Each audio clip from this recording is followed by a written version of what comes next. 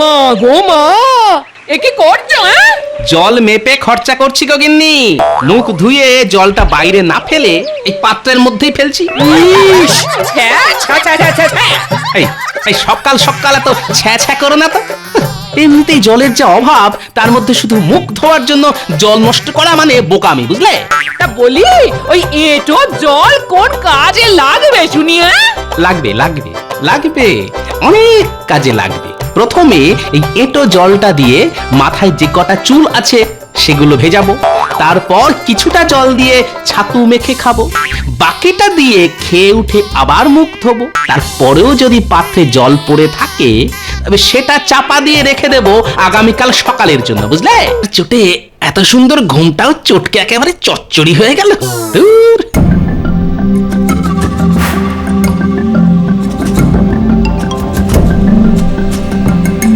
দেখি, ও বাবা, দূর দূর দূর, ঘরে এক ফোঁটা জলও নেই। এভাবে কি আর বেঁচে থাকা যায়? থাকবে কি করে শুনি? কত করে বললাম যাও গিয়ে এক কলসি জল নিয়ে এসো, কিন্তু কে কার কথা শোনে? ওই ওই তো তুমি জল নিয়ে এসেছো। দাও তো গিন্নি, দাও দাও দাও। আরে আরে সাবধানে, পড়ে যাবে যে। ও প্রাণটা একেবারে জড়িয়ে গেল।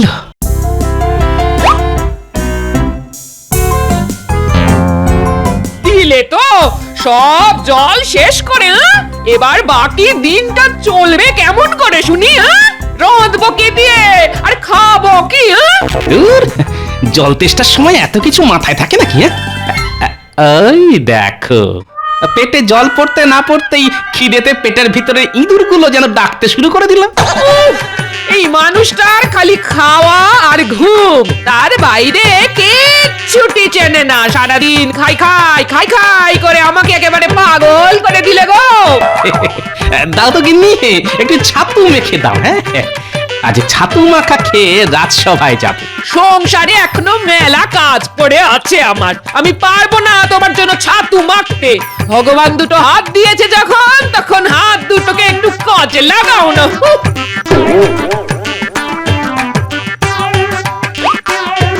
যা, এই রে, আজ দেখছি গিন্নির মাথায় গরম উনুন জ্বলছে। বাবা, গিন্নিকে আর চটিয়ে কাজ নেই।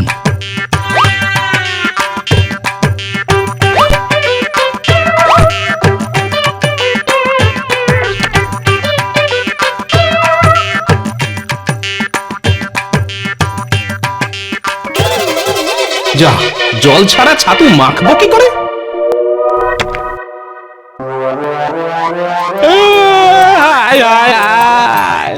এ কি হলো গো? আমার মানুষটা আমার কাঁদছে কেন? কোনো আপদ বিপদ হলো না তো? যাই তো গিয়ে দেখে আসি। ও মা গো, বাবা গো, কোথায় গেলে গো?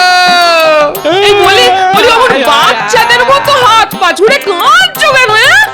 শুধু হাত পা নয় গিন্নি, আজ আমি ভগবানের দেওয়া বুদ্ধিটাও কাজে লাগাচ্ছি। নয়, হ্যাঁ, ঘরে এক ফোঁটা জল নেই, তাই তো এমন হাত পা ছুঁড়ে কাঁদছি। চোখ থেকে জল বেরোলে সেই জল দিয়ে ছাতু মেখে খাবো। ও মা গো, বাবা গো, হায় হায়, এ তুমি কার সঙ্গে আমাকে সংসার করতে লাগালে গো ভগবান? হায় হায় হায় হায়। মহারাজ, আজ কিন্তু আমি বেশি কথা বলবো না, একদম চুপটি করে বসে থাকবো, আগে থেকেই বলে দিলাম। হ্যাঁ। কেন কেন সেনাপতি, তোমার বুঝি গলা ব্যথা? না মহারাজ, গলা আমার একদম ঠিকই আছে। সমস্যাটা হলো জল নিয়ে। বেশি কথা বললে আমার আবার জল তেষ্টা পায়। মহারাজ, রাজ্যে রাজ্যে জলের সমস্যা দিনকে দিন বাড়ছে। জল আনতে রাজ্যের প্রজারা ওই 4 ক্রোশ পথ হেঁটে রাজ্যের শেষ প্রান্তে যে হাত শুকনো জলাশয়টা আছে সেখানে যেতে হচ্ছে। হ্যাঁ মহারাজ, জলের অভাবে আমার বাড়িতে রান্না বান্না সব শিখে উঠেছে। মহারাজ, আসার সময় দেখে এলাম চাষের জমিতে ফাটল ধরেছে, ধান গাছগুলো সব শুয়ে পড়েছে। এইভাবে চলতে থাকলে চাষবাস মাথায় উঠবে, রাজকোষ পুরো ফাঁকা মাঠ হয়ে যাবে। তখন নবাব বাহাদুরকে খাজনা দেবেন কি করে? বিপদ বিপদ, এ তো মহা বিপদে পড়া গেল দেখছি। বিপদ বলে বিপদ, জলের অভাবে আজ আমাকে আধ ভেজা ছাতু খেয়ে রাজসভায় আসতে হলো যে। আধ ভেজা ছাতু? লোকে জলের অভাবে মরছে আর তুমি ছাতু ভিজিয়ে জল নষ্ট করছো গোপাল? আগে আমি নিজের ভাগের জল দিয়েই ছাতু ভিজিয়েছি মন্ত্রী মশাই। নিজের ভাগের জল মানে? এই, কি কি কি বলতে চাইছো গোপাল, একটু খুলে বলো তো। তবে শুনুন মহারাজ, আমি ছাতু ভেজানোর জন্য জল না পেয়ে হাত পা ছুঁড়ে কাঁদতে শুরু করলাম। কাদার ফলে আমার চোখ দিয়ে সামান্য জল বেরিয়ে এলো, আর আমি আমার চোখের জল দিয়ে ছাতু মেখে খেয়ে নিলাম।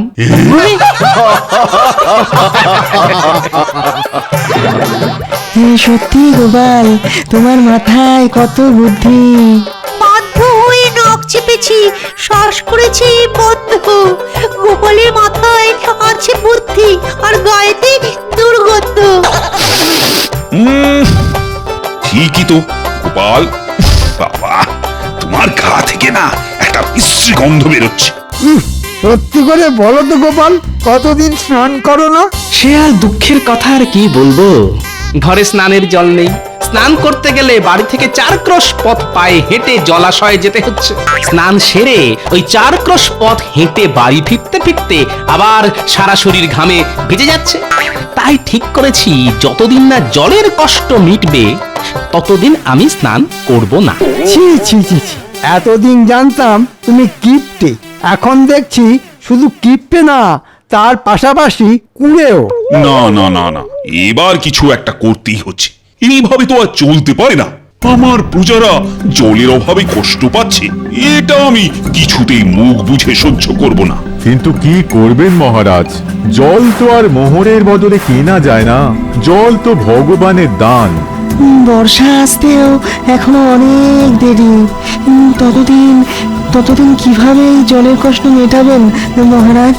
মহারাজ, আপনি যদি আমাকে একটা সুযোগ দেন আর সঙ্গে 100 মোহর দেন, তাহলে আমি একটা চেষ্টা করে দেখতে পারি। তাই নাকি মন্ত্রী? তা তুমি কি করবে শুনি? রাজ্যের শেষ প্রান্তে যে জলাশয়টা আছে সেখান থেকে সব জল তুলে রাজবাড়ির কুয়োতে নিয়ে আসবো মহারাজ, আর তারপর সেখান থেকে মেপে মেপে জল দেব রাজ্যের সব প্রজাদের। এর ফলে জলের অপচয় কিছুটা বন্ধ হবে, আর প্রজাদের 4 ক্রোশ পথ পায়ে হেঁটে জল আনতে যেতেও হবে না। বাহ বাহ বাহ বাহ, ভালো ভালো বুদ্ধি দিয়েছো তো তুমি মন্ত্রী। এই নাও, এই নাও। কিন্তু 4 ক্রোশ দূর থেকে রাজবাড়িতে জল আনবে কেমন করে শুনি? ওটাই তো আমার বুদ্ধি মহারাজ, এবার শুধু দেখুন আমি কি করি। দেখবেন মন্ত্রী মশাই, 4 ক্রোশ দূর থেকে জল আনতে গিয়ে যেন নিজেই শুকিয়ে শুটকি মাছ হয়ে যাবেন না। এমনিতেই আপনার শরীরের যা হাল। ভালো হচ্ছে না কিন্তু গোপাল, এই বলে দিলাম।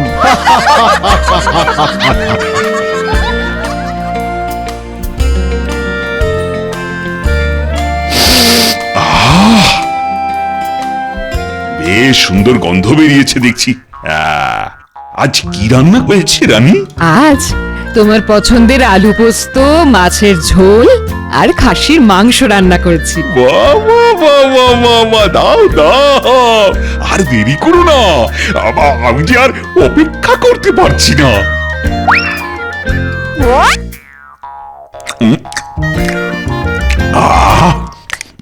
অমৃত অমৃত। আস্তে আস্তে খাও, না হলে গলায় বেঁধে বিষম খাবে যে। জল জল জল। কতবার বলেছি খাওয়ার সময় বেশি কথা বলবে না, কিন্তু কে কার কথা শোনে? এই কে আছো? মহারাজের জন্য জল নিয়ে এসো তাড়াতাড়ি। জো হুকুম রানীমা। দাও দাও তাড়াতাড়ি। বাবা,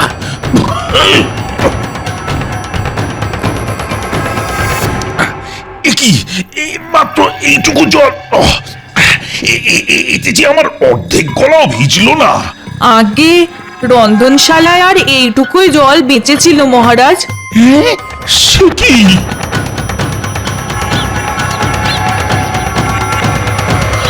আমাদের ডেকেছেন মন্ত্রীমশাই?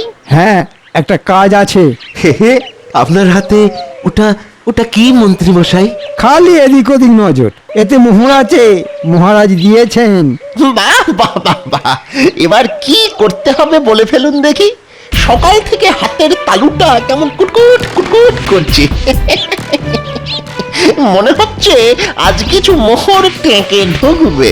বাজে কথা বাদ, কাজের কথা মন দিয়ে শোন। রাজ্যের শেষ প্রান্তে যে জলাশয়টা আছে সেখান থেকে রাজবাড়ি পর্যন্ত একটা সরু নালা কাটতে হবে, যাতে জলাশয় থেকে সব জল এসে রাজবাড়ির কুয়োয় জমা হয়। বুঝেছি মন্ত্রী মশাই, তাহলে আজ থেকেই কাজ শুরু করে দিই। হ্যাঁ হ্যাঁ, তাই কর। এই নে ধর তোদের পারিশ্রমিক, এখন চটপট কাজ শুরু করে দে তো। এবার এই বাকিটা ঢুকবে আমার ট্যাঁকে। পাওয়া যায়, একেই বলে সুযোগের সৎ ব্যবহার।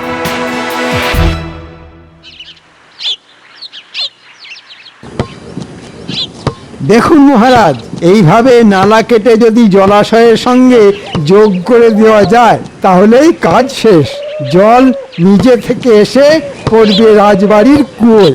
বাহ মন্ত্রী বাহ, তোমাকে যতটা বোকা ভাবতাম তুমি দেখছি ততটা বোকা নও। মহারাজ, আপনি আমার প্রশংসা করছেন না নিন্দা করছেন, মানে কিছুই বুঝতে পারছি না।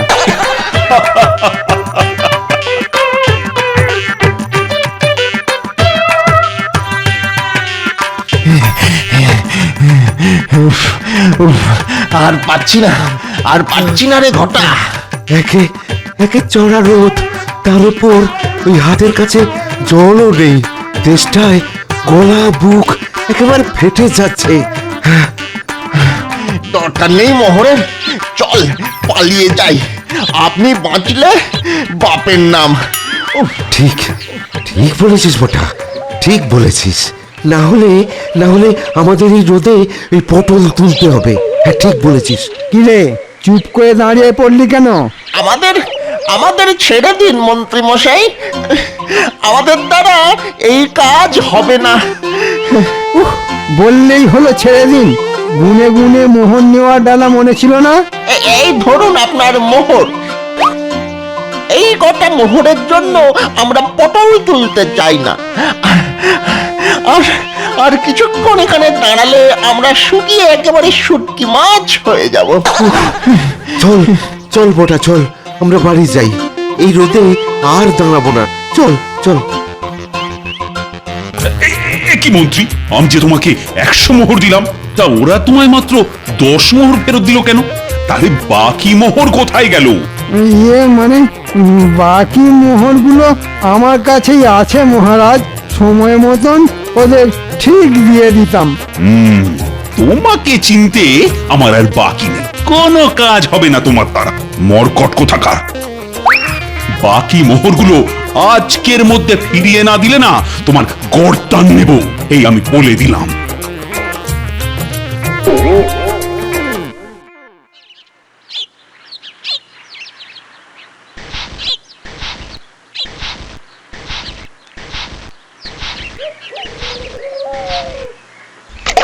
মা গো মা, এ কি করছো? হ্যাঁ, জল মেপে খরচা করছি গো গিন্নি। মুখ ধুয়ে জলটা বাইরে না ফেলে এই পাত্রের মধ্যেই ফেলছি। ইস, ছ্যা, ছ্যা, ছ্যা, ছ্যা, ছ্যা, ছ্যা। এই এই সকাল সকাল এত ছ্যা ছ্যা করো না তো। এমনিতেই জলের যে অভাব, তার মধ্যে শুধু মুখ ধোয়ার জন্য জল নষ্ট করা মানে বোকামি, বুঝলে? তা বলি, ওই এঁটো জল কোন কাজে লাগবে শুনি? হ্যাঁ, লাগবে লাগবে লাগবে, অনেক কাজে লাগবে। প্রথমে এই এঁটো জলটা দিয়ে মাথায় যে কটা চুল আছে সেগুলো ভেজাবো। তারপর কিছুটা জল দিয়ে ছাতু মেখে খাবো। বাকিটা দিয়ে খেয়ে উঠে আবার মুখ ধোবো। তারপরেও যদি পাত্রে জল পড়ে থাকে তবে সেটা চাপা দিয়ে রেখে দেবো আগামীকাল সকালের জন্য, বুঝলে? হ্যাঁ, আমার নাম হলো গিয়ে গোপাল ভাঁড়। কিভাবে মেপে মেপে খরচা করতে হয় সেটা আমার থেকে ভালো আর কেউ জানে না।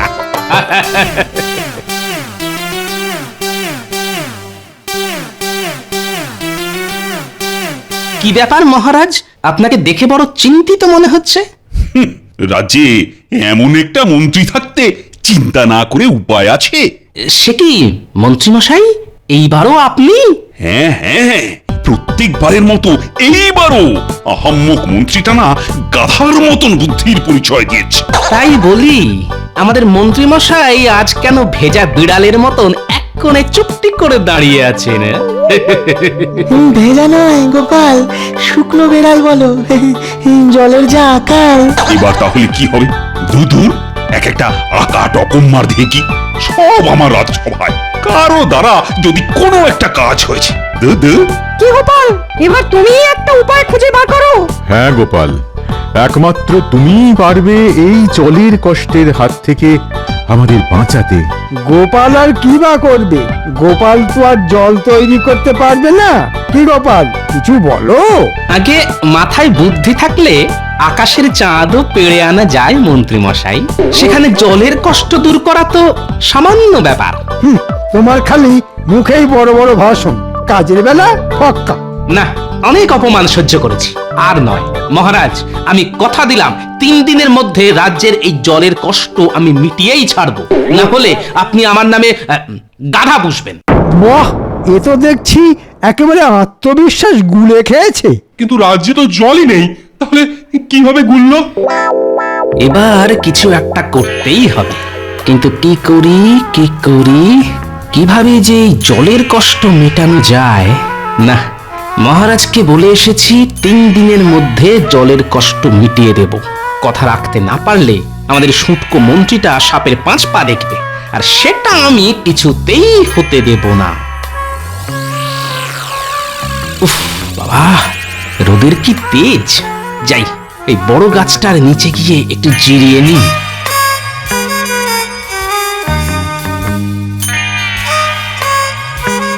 এহে, আশেপাশের সব চারা গাছগুলো প্রায় শুকিয়ে আধমরা হয়ে গেছে দেখছি। কেবল এই বড় গাছগুলো ঠিক আগের মতোই আছে, যেন বড় গাছগুলোর জলের অভাব মালুমই হচ্ছে না। কিন্তু এমন কেন? বিজ্ঞান, এর উত্তর দিতে পারবে একমাত্র বিজ্ঞান।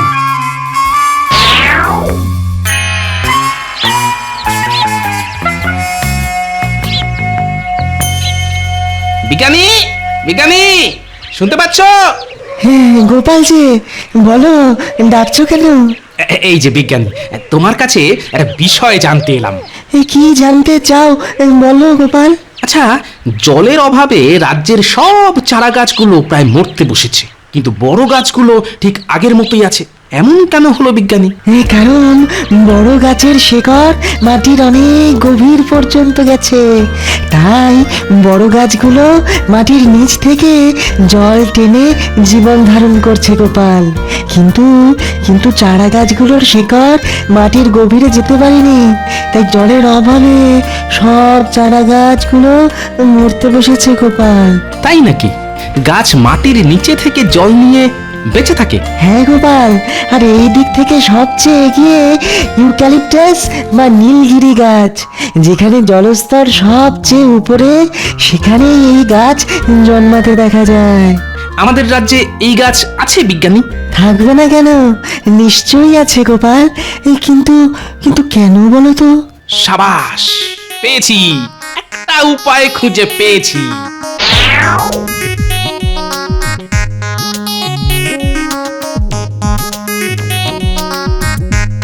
ভালো করে খুঁজো বিজ্ঞানী, খোঁজ পেলেই আমাকে ডাকবে। আচ্ছা গোপাল, পেয়েছি গোপাল, এটাই হলো ইউক্যালিপটাস গাছ।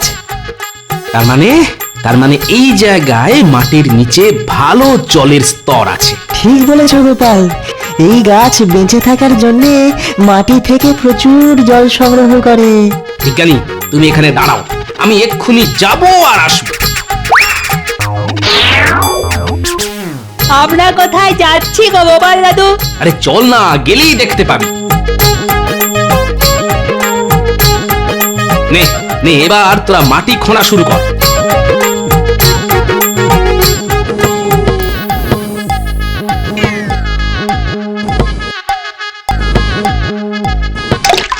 এই তো যেটা ভেবেছিলাম সেটাই হয়েছে। কি মজা মাটির নিচে জল পাওয়া গেছে। বিজ্ঞানী, তুমি গিয়ে মহারাজকে ডেকে নিয়ে এসো তাড়াতাড়ি। হ্যাঁ হ্যাঁ, এক্ষুনি যাচ্ছি গোপাল। তাড়াতাড়ি চলুন মহারাজ, গোপাল আপনার জন্য অপেক্ষা করছে। আরে যাচ্ছি কিন্তু কি এমন জিনিস দেখাবে বলো তো গোপাল? যত সব ন্যাকামো। ন্যাকামো নয়, বুদ্ধি, গোপালের বুদ্ধি।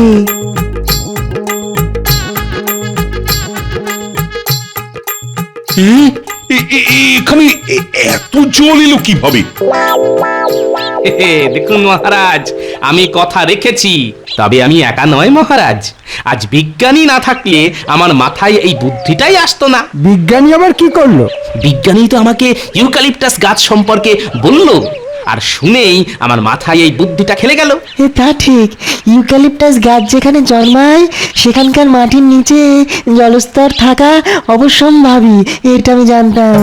কিন্তু গোপালের মাথায় যে এমন একটা বুদ্ধি আসবে সেটা তো আমি জানতাম না। এই জন্যই তো ও বুদ্ধির রাজা গোপাল ভাঁড়। এবার রাজ্যে যত ইউক্যালিপটাস গাছ আছে তাদের গোড়ায় ইদারা খোঁড়ার ব্যবস্থা করুন মহারাজ, তাহলেই জলের কষ্ট রাতারাতি গায়েব হয়ে যাবে। আমি এক্ষুনি প্রহরী পাঠাচ্ছি। আজ রাতের মধ্যেই প্রত্যেকটা গাছের পাশে একটা করে ইঁদারা খুঁড়ে দেওয়ার ব্যবস্থা করছি আমি। আর আমার এই নাতি নাতনিগুলোকেও একটু দেখবেন মহারাজ, বেচারারা অনেক কষ্টে এই গরমের মধ্যে কোদাল শাবল চালিয়ে গর্ত খুঁড়েছে মহারাজ। শুধু নাতি নাতনি নয়, নাতি নাতনিদের সঙ্গে ওদের দাদুকেও আমি পুরস্কার দেব। আহ, কথাটা শুনে প্রাণটা জুড়িয়ে গেল মহারাজ। ঠিক যেমন জল তেষ্টার পর গলায় জল পড়লে প্রাণটা জুড়িয়ে যায়।